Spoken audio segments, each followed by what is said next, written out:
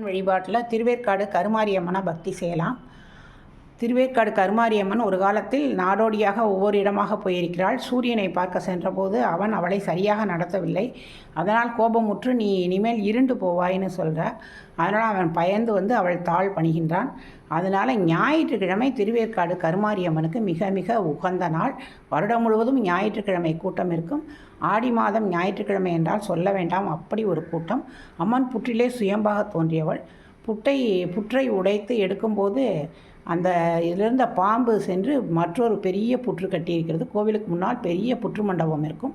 அதே மாதிரி அம்மன் வந்து கோவிலில் தங்க விமானத்தில் ஒரு காலை மடித்து ஒரு காலை தொங்கவிட்டு எழிலுற நாகக்குடையின் கீழ் ஒரு கையில் நாகாபரணம், டமருகம், கொலைவாள் எல்லாம் ஏந்தி அற்புதமாக காட்சி தருவாள். அவளுக்கு கீழே ரேணுகா பரமேஸ்வரி இருப்பாள். அதாவது சிரசு மட்டுமே இருக்கக்கூடிய ரேணுகா பரமேஸ்வரி. இது வட தமிழகத்தில் சிறப்பான இது. இந்த கோவிலில் வந்து நுழைஞ்ச உடனே பெரிய அரசமரம், அதில் அரசமரத்து விநாயகர் இருப்பார். விநாயகர் அந்த கோவில் வளாகத்துக்குள்ளேயே பெருமாளுக்கு கோவில் இருக்கும். பெருமாள் வந்து கருமாரியின் அண்ணன் இல்லையா, அவருக்கு திருப்பதி பெருமாள், பத்மாவதி தாயார், கருடன், அனுமன் அழகான கோவில் அந்த வளாகத்திற்குள்ளேயே இருக்கும். இந்த திருவேற்காடில் மரச்சிலை அம்மன் ஒரு அம்மன் இருப்பாங்க.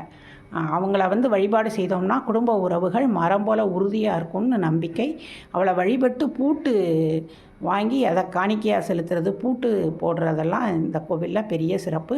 உற்சவ அம்மன் ஊஞ்சல் மண்டபத்தில் எந்நேரம் ஊஞ்சல் ஆடிக்கிட்டு அதி அற்புதமாக காட்சி தருவாள். மிகவும் சிறப்பான புகழ்வாய்ந்த கோவில் திருவேற்காடு கருமாரியம்மன் கோவில். தாயே கருமாரி துணை நீயே மகமாயின்னு அவள் தாழ் பணிவோம்.